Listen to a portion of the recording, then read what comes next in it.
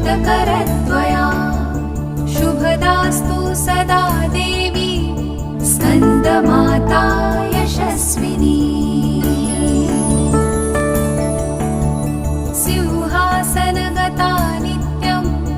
पद्माश्रितकरद्वया शुभदास्तु सदा देवी स्कन्दमाता यशस्विनी सिंहासनगता